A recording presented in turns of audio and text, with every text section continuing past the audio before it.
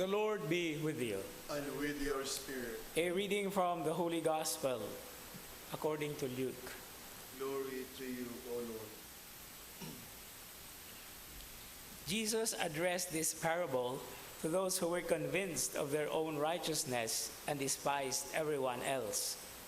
Two people went up to the temple area to pray. One was a Pharisee and the other was a tax collector. The Pharisee took up his position and spoke this prayer to himself: "O God, I thank you that I am not like the rest of humanity, greedy, dishonest, adulterous, or even like this tax collector. I fast twice a week and I pay tithes on my whole income." But the tax collector stood off at a distance and would not even raise his eyes to heaven, but beat his breast and prayed, "O God, be merciful to me, a sinner." I tell you, the latter went home justified, not the former. For everyone who exalts himself will be humbled, and the one who humbles himself will be exalted.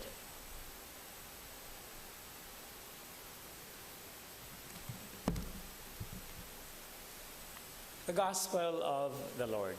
Praise to you, Lord Jesus Christ. A blessed weekend to all of us. Dear friends, sisters, and brothers, a very beautiful image is actually given to us, not just in the Gospel reading, but the very, very beautiful message of the prophet Hosea, which actually underlines the very season of Lent, when we come before the Lord and empty our hearts, so that the emptiness that is brought by our opening up becomes the receptacle of God's mercy and forgiveness. There is a little bit of an explanation or distinction between sacrifices and mercy. Although we do make sacrifices, that's also required. But sacrifices without meaning, without the correct intention, still is lifeless or empty. The real essence of what sacrifice we actually can give or can make is first to ask for forgiveness, and then to be also forgiving to our brothers and sisters.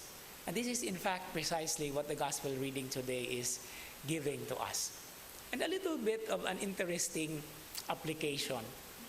Early this morning, I heard a post about social distancing in the Bible. And the quotation was taken from Leviticus or in Deuteronomy in the Old Testament. But I think this is also one beautiful gospel reading today. Because what the tax collector did, what did he do? He stood off at a distance. Well, I think in a different angle or degree of understanding, this is basically what self-distance is all about. We may be talking a lot about this because of the exigency of the times, atong mga panginahanglan.